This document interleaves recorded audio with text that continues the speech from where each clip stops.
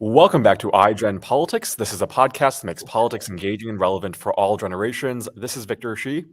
And I'm Jill Wine-Banks, and today's Jill's pin is Pants on Fire because we're going to be talking about George Santos, and what could represent him better than a pin that shows a pair of pants on fire. Liar, liar. Absolutely. This is the second week that Republicans are the majority in the House. Last week, we saw a flurry of really disturbing Republican actions, including the formation of the Weaponization of Government Subcommittee, chaired by Jim Jordan, which should tell you all about that subcommittee, two abortion bills that would make it harder for women to access abortion care, but which won't pass the Senate. Republicans staying silent about George Santos, while numerous New York lawmakers are calling on him to resign for fabricating numerous parts of his resume and possible FEC criminal violations here and in Brazil, and spouting false equivalencies about Biden's possession of classified documents and that of Trump's. What should we expect from House Republicans? How messy will it get? What should Democrats be doing to push back against this? Our guest today can help us answer those questions. He is Dan Goldman, someone I am sure you all know from either his work as the lead majority counsel in the first impeachment inquiry against Donald Trump, or from his work as lead counsel to House managers in Trump's subsequent impeachment. Also, you know him, I'm sure, from his work on MSNBC, where I got to know him a little bit, and now as a congressman. Dan Goldman began his career as an Olympics researcher, which was something I just learned about you, Dan. I'm hoping you can tell us about that. Then he went to law school at Stanford, clerked for my Watergate colleague and good friend, Judge Charles Breyer, something else I didn't know about you, before becoming a federal prosecutor in the Southern District of New York, and then, as I said, a fellow MSNBC legal contributor.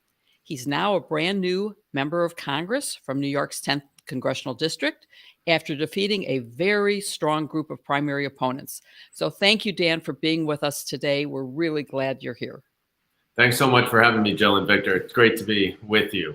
Of course. So, you've been on the job for not even 2 weeks, and I'm sure that those 2 weeks, or these less than 2 weeks, have been a little bit different from what you expected. It took you almost a week to get sworn into Congress, and I'm wondering what you make of your experience so far, and specifically what Republicans have done so far. Well, look, I think the Republicans have shown us how disorganized they are, how fractured they are, and how unable to govern they are and will be. But they've also shown us how extreme they are going to be in this conference. And your rundown of some of their first bills really goes to that, Victor. But one you didn't mention, which is perhaps the most hypocritical, is their first bill, which was designed to roll back the hiring of tens of thousands of new IRS employees just to keep up with the pace of retirement, so that people can get an IRS agent on the phone when they call, or so that auditors can make sure that the wealthy and sophisticated individuals and corporations are not cheating on their taxes. That bill would have raised the deficit by what will raise the deficit if it passes the Senate, which I doubt it will, by $114 billion. So when we hear all about fiscal conservancy and we need to cut spending in order to raise the debt limit, just remember that they all passed this bill that would increase the deficit by $114 billion. It's really astounding, isn't it? But I want to jump ahead to George Santos right away, because you and Richie Torres requested that the House Ethics Committee launch a formal investigation into him. So I'd like you to talk to us about what that investigation might achieve. Certainly, Joe. And I think the George Santos story, from a high level is pretty well known at this point. We know from, excellent reporting that unfortunately occurred after the election, that George Santos is a complete and total fraud. Just about everything that he said about himself is a lie. His campaign finance disclosures and finances writ large are blinking red lights and are highly, highly suspicious. It is not a crime or even against election law to lie about name, your religion, your ethnicity, your education, your employment, your military history. It is a crime and against the Office in Government, the Ethics in Government Act, to lie on your financial disclosures and to fail to file timely disclosures. So what this complaint to the Ethics Committee focused on, that Congressman Torres and I filed, is on his finances. We understand from public reporting that there are a number of investigations ongoing into George Santos. I think the most significant of which would be in the Eastern District of New York, U.S. Attorney's Office, which does have jurisdiction over campaign finance fraud. But there is no internal investigation of George Santos by the House to make sure that its members uphold the integrity of the office, uphold their oath of office, and abide by ethics and campaign finance laws. So our complaint requested an investigation by the Ethics Committee into his campaign finances and his financial disclosures. But we also introduced an act, a law that would make lying about your educational history, your employment history, and your military history a crime as well. That's really important, especially because I want to ask you, it seems to me like the Republicans are planning on gutting the House Ethics Committee. And so I worry that they aren't going to have the tools to look at even the things that they can, as opposed to the crimes that Santos may have committed in terms of the financing, either where the $700,000 he contributed to his campaign came from, or just in terms of lies to raise money. That is a fraud case. So there may be some crimes, but in terms of Congress's ability, is what their plans are for the Ethics Committee going to kill that? So it's a little complicated and convoluted. I've actually spent some time trying to understand exactly what their rules change does. The rules change that they enacted actually guts the Office of Congressional Ethics, which is a supplemental office designed to investigate, ethical wrongdoing by members, separate and apart though from the House Ethics Committee. The OCE, as it's called, often will conduct investigations, and then if there is any finding of wrongdoing, they would refer those investigations to the House Ethics Committee for further investigation and potential accountability. We filed a complaint, as members are only allowed to do, directly with the Ethics Committee for them to conduct an investigation. And according to the Speaker, Kevin McCarthy, who confirmed last week that this is in ethics and this will go forward, we fully expect the Ethics Committee to conduct this investigation of Mr. Santos. The only reason, and Jill, you'll appreciate this, that they may wait on it is if they get an indication from any criminal law enforcement authorities that they are conducting an investigation, and they would ask the House Ethics Committee to hold on their investigation. And normally my understanding is, and for good reason, the Ethics Committee usually does abide by those requests. And what is Kevin McCarthy's role in all of this? He now admits that he knew in advance about some of the lies, and he's appointing Santos to committees. So what's going on there?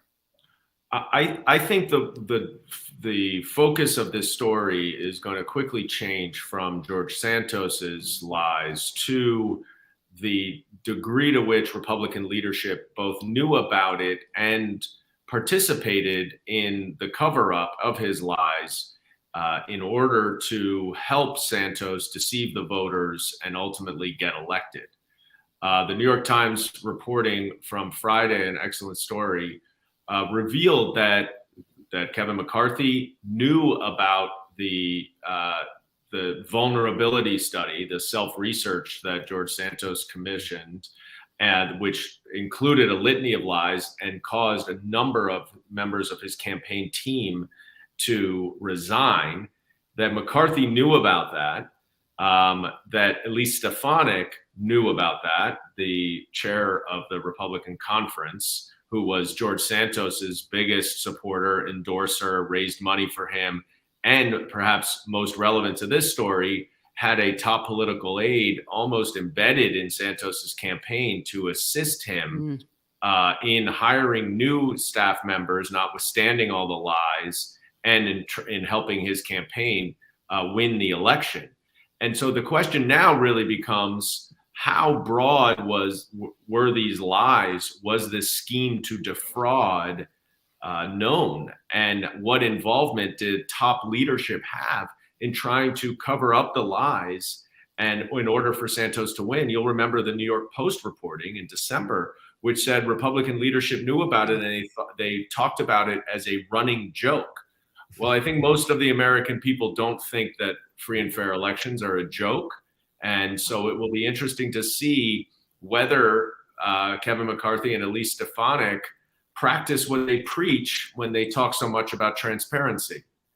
I mean, they really have no values anymore. And I want to ask you about this. You mentioned, I think, the word fracture before, and I think we're seeing no clear indication of that in the difference between what GOP lawmakers in New York are saying versus GOP lawmakers in Washington, D.C. So I'm wondering why you think that's the case, why people from his own state are calling for him to resign, but people in Washington, I think maybe the latest count is 6 Republicans have said that they want him to resign, but everyone else is either silent or still says, this should be left to the Democratic process. What's your response to that?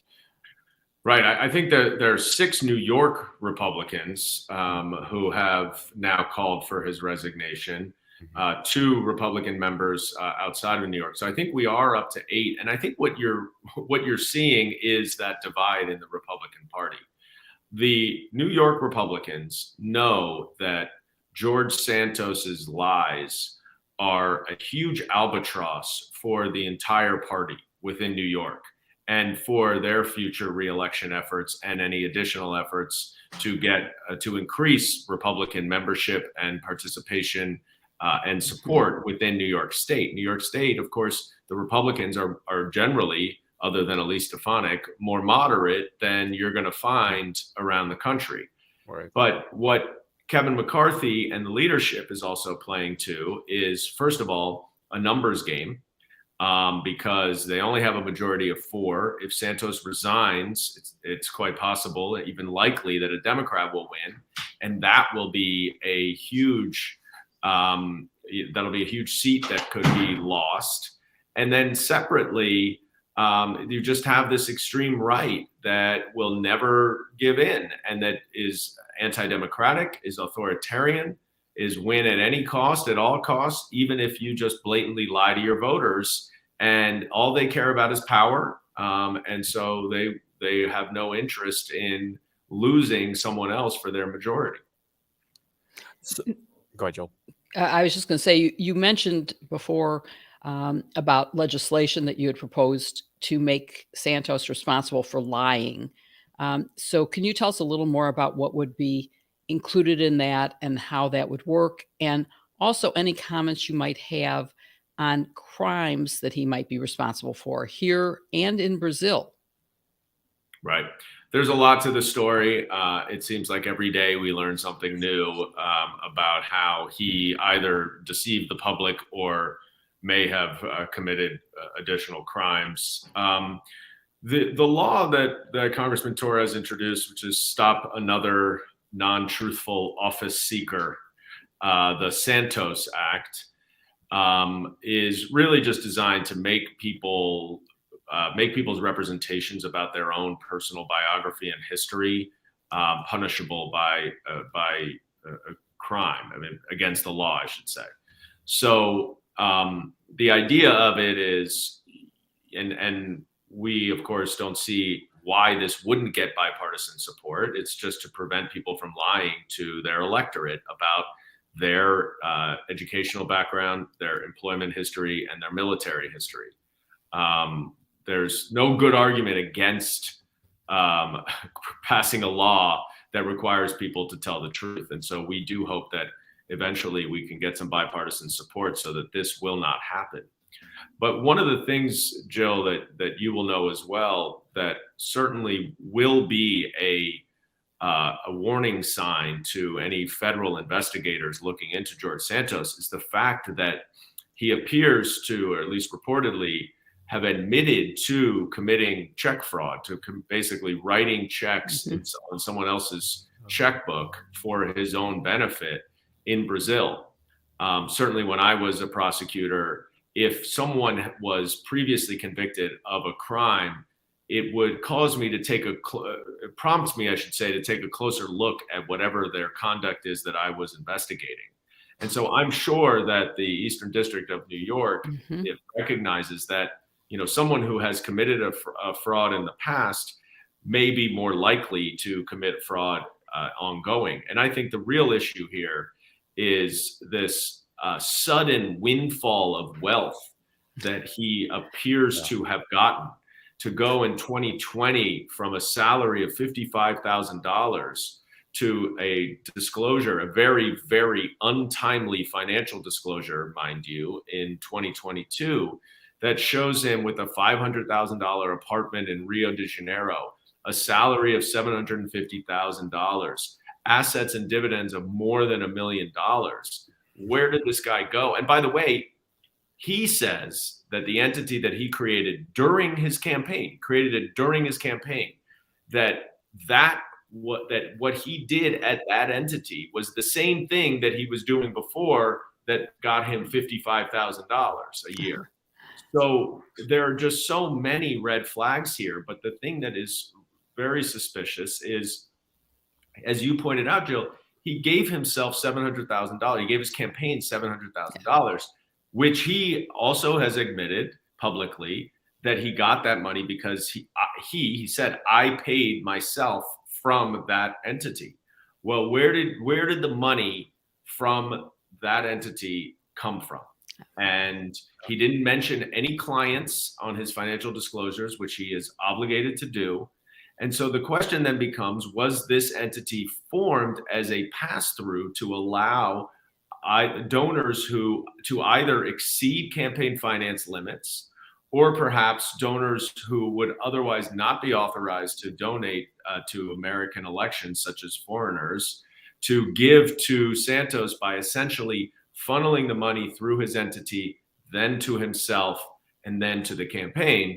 And so I expect that, I'm certain that the Eastern District of New York will be looking into those transactions. We can only hope that's true. And, while I'm delighted that you're in Congress, too bad you're not in the Eastern District of New York asking exactly those questions, because I think he is going to go to jail for crimes. There's too much smoke for there not to be a fire. And, go back to my Watergate era, follow the money. You're going to find something there. Yeah.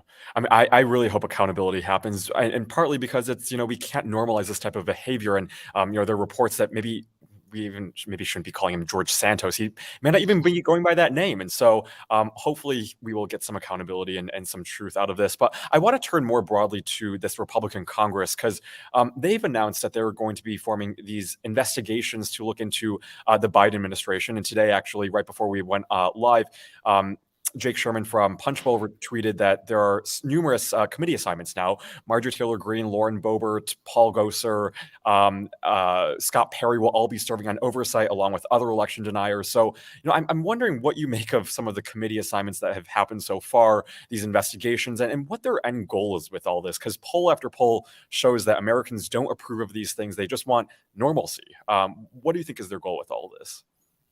I think the goal is to appease the far right extremist wing of their party. And that's why this subcommittee on what they call the weaponization of the federal government, I call it the Subcommittee to Obstruct Justice, was created. And it is shocking how that resolution reads, because it allows for this subcommittee to investigate ongoing criminal investigations, which, as Jill knows, as a former prosecutor as well, that will never happen. It should never happen. It is a complete violation of separation of powers. And there's no way that the Department of Justice should give Congress any information about ongoing investigations, which will either be illegal if it's grand jury information or will compromise the investigation significantly if there's any information that's disclosed. But the reason for that is quite obvious. Yes, of course, it is to protect their dear leader, Donald Trump, from the investigations into him, but it's also to protect themselves. Scott Perry, as one example you just mentioned, had his cell phone seized pursuant to a court-authorized search warrant based on a finding of probable cause that the phone contained evidence of a crime. Scott Perry is under investigation, and yet he wants to be on this subcommittee, or may be on this subcommittee, along with others who may be subjects of investigation. They literally have created a committee to undermine an investigation into themselves. And that is the height of obstruction of justice. It's hard to imagine anything worse than that. And so, that to me is where a lot, I think, of the action is going to be. There's no question Jim Jordan is going to spearhead that committee. They've given that committee tremendous resources. They've given that committee access to all of the intelligence community's classified top secret information, which is normally only available to the House Intelligence Committee, but they've given them that access as well. This is truly going to be a witch hunt committee, and I think it's going to be incredibly dangerous to our democratic institutions writ large. I think that's one of the biggest points that we should emphasize, because I totally agree with that. And it's not just separation of powers that's at risk, it's due process. The people who are being investigated by the Department of Justice have rights, and it cannot go to the public forum of Congress. But let's stay on this prosecution role and move to the Biden document case. Merrick Garland, of course, has appointed a special counsel to look into the situation, a different special counsel than is looking at the Trump documents. And we've all heard, but I want our listeners today to hear this as well, that there are very big differences. To me, it's apples and rotten apples. It's not even apples and oranges. That the differences far outweigh, to me, the similarities. But what do you think, and how damaging is it politically? Not just, legally, I'm going to say there's nothing there. But what about politically? Look, I think for those who spend very little time paying attention to the details beyond that, there was classified documents found at the residences of the current president and the past president, that it's easy to see how one might, if they're not paying much attention, think that those are equivalent. But as you say, Jill, that's where the similarities stop. And I think it's important to, when you start talking about special counsel investigations, to point out those differences. We need to accept one thing, which is it's very problematic to have classified documents discovered in non-classified locations. And I think President Biden will acknowledge that. Sadly, Donald Trump doesn't acknowledge it, but there's no dispute that that is very serious.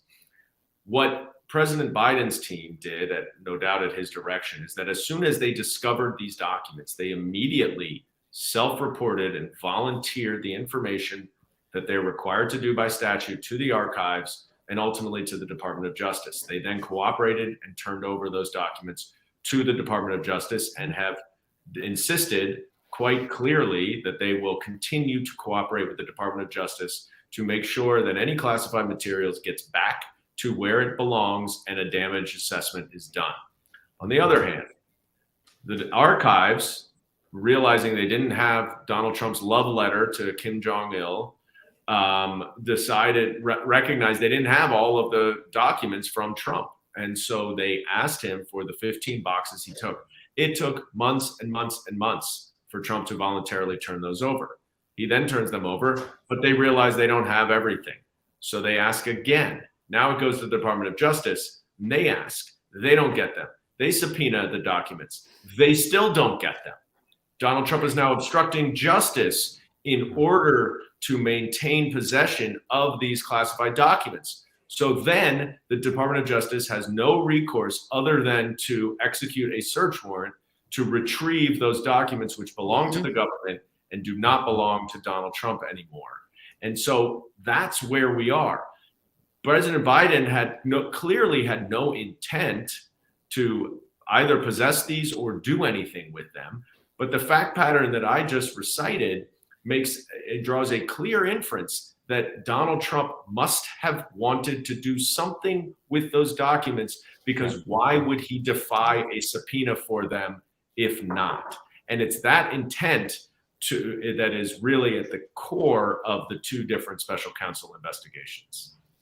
I mean, they're so different, and I think, at the end of the day, we can all agree, at least, though, that none of them should have had these classified documents. So I'm wondering if you think that there are any new laws or rules that you can pass or introduce in Congress regarding this retention of classified documents that you think are worth passing.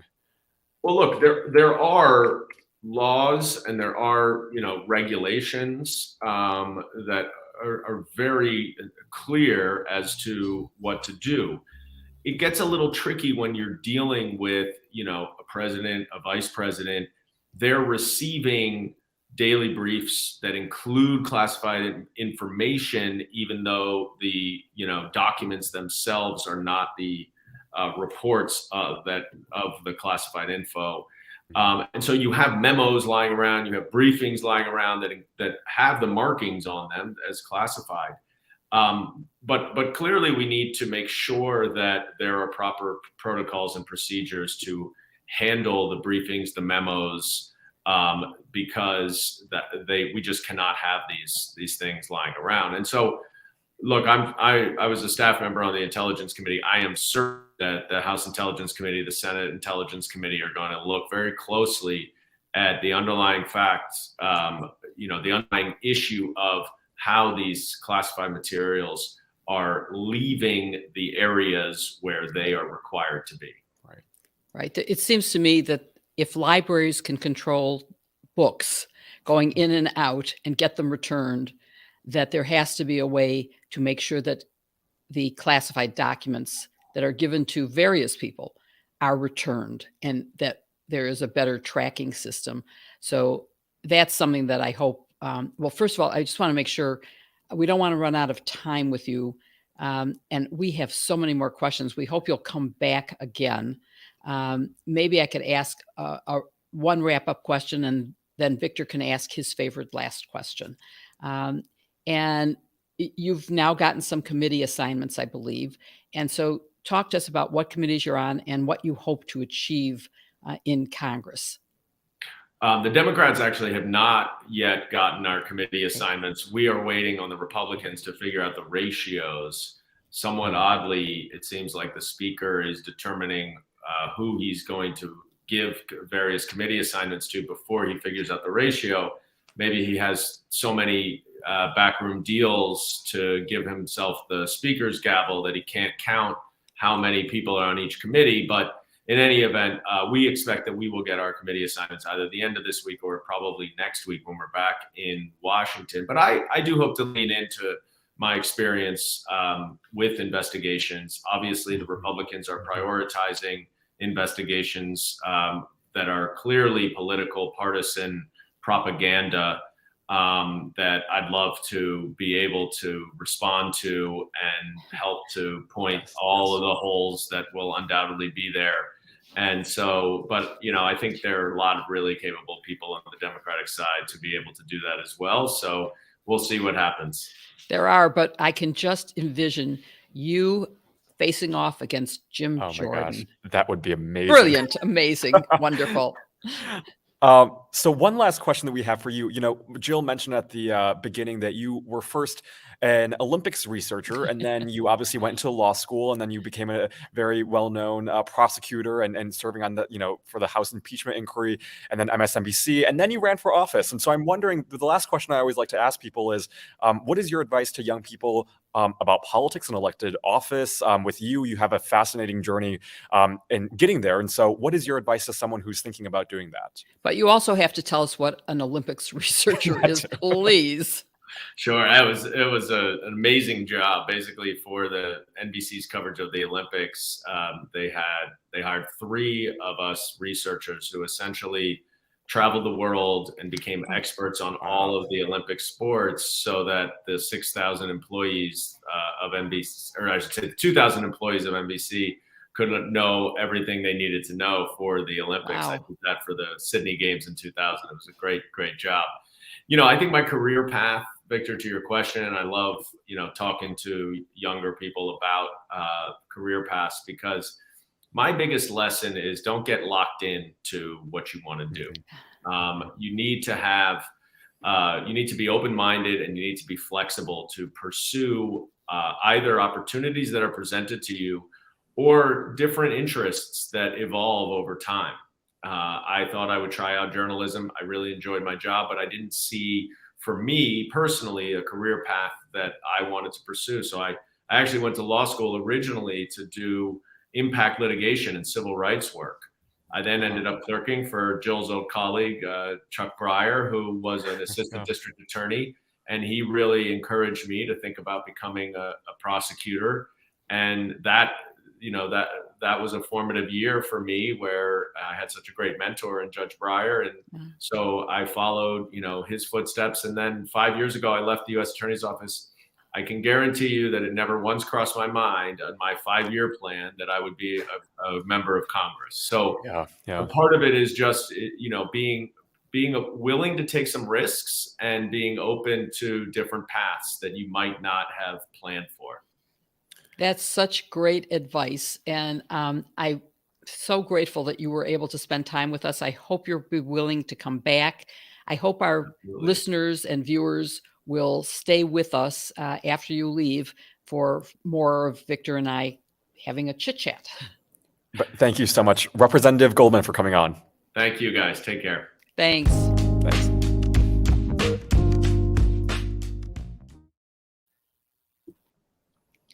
So, Jill, that was such an interesting episode. I first want to ask you, we mentioned the classified documents thing, and I'm wondering what the process was for you, because I remember, I was just a low-level intern at the White House over the summer, and they walked me through this presentation at the end where basically they just told me that I couldn't walk away with any classified documents, and I didn't. So I'm wondering what the process was like for you, because you were in the Pentagon, you were also, at the Department of Justice.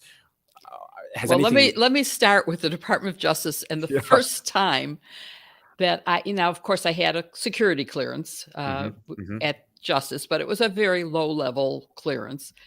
And the first time I requested some documents from our files, I got a note saying that I had to upgrade my security clearance to get them. I was like, this is so weird. You know what they turned out to be?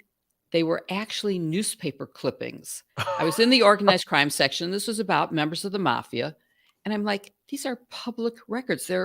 I guess the thing that was secret about it was that we were tracking these people, but they were well-known members of the mob. So it was like the weirdest thing that would be my first encounter with classified information. Right. Obviously, when I got to the Pentagon as general counsel, both to the Army and to the Panama Canal Corporation, which was in the process of handing back the canal to the Panamanian government.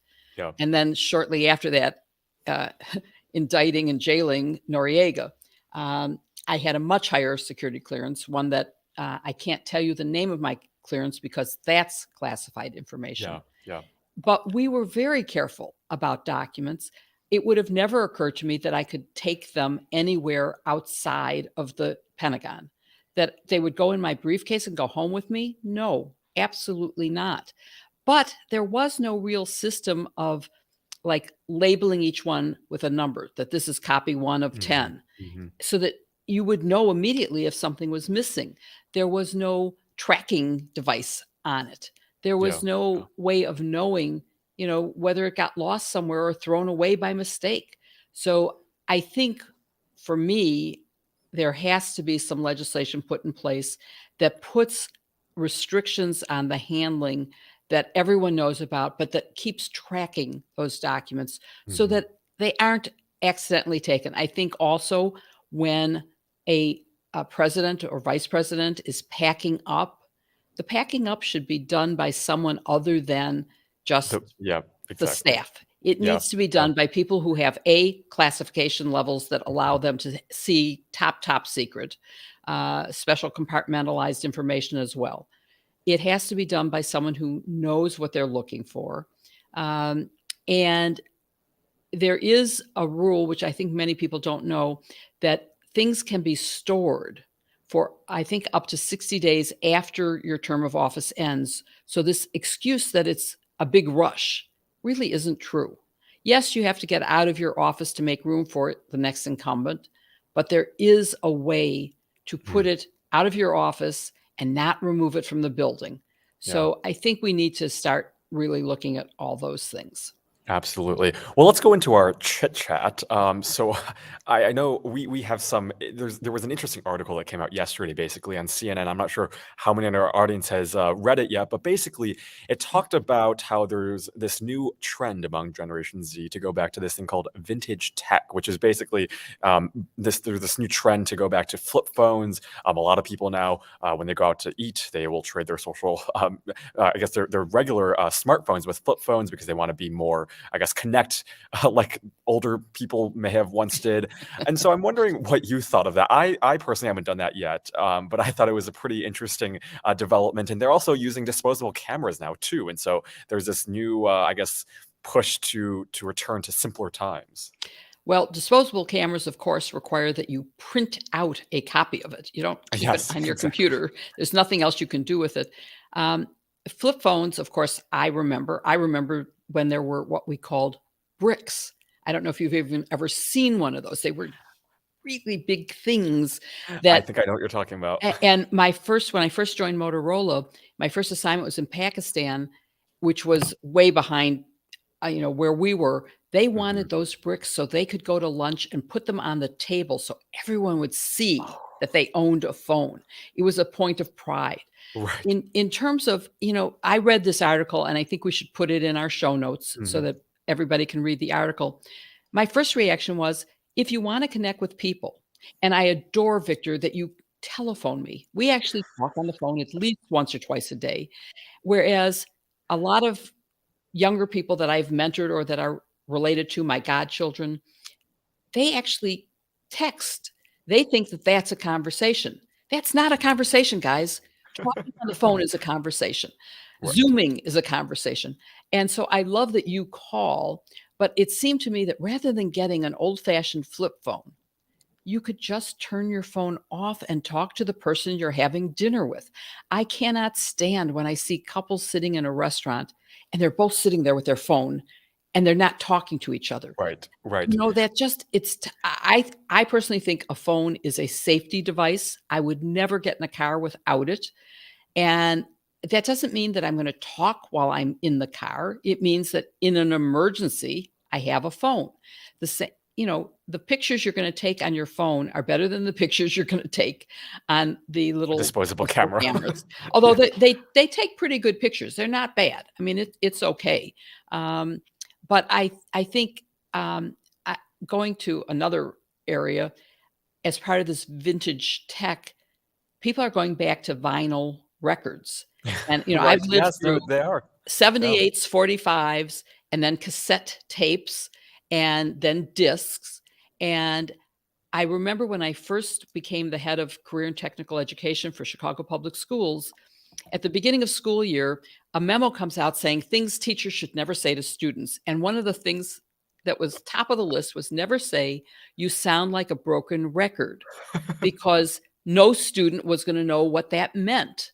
And so I'm really sort of pleased that you'll now know what a broken record sounds like. Yes. And Yeah. it's just Mhm. really weird.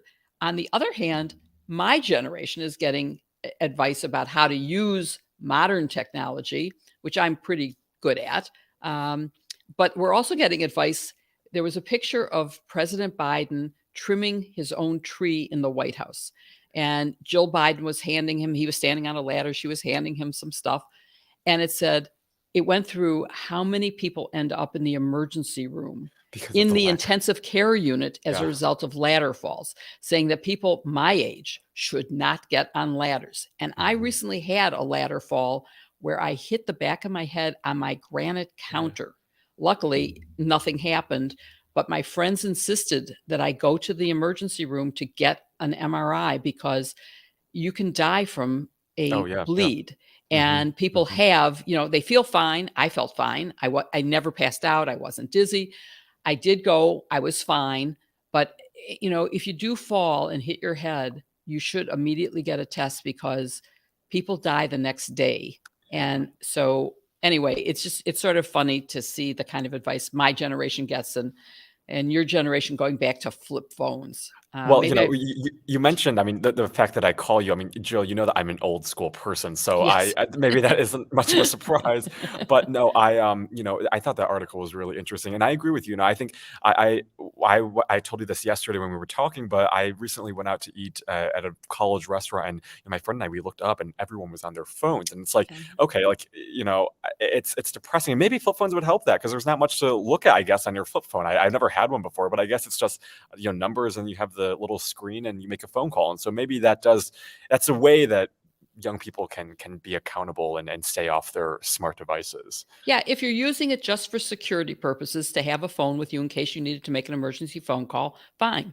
But don't you have the willpower to have the phone on Yeah, you yeah. and not play a game, not look at your emails, not do Wordle? I mean, Mhm. there's so much, you know, There's time for that. It will always yeah, exist. yeah, exactly. Exactly. And talk to the person you're having dinner Yeah. with.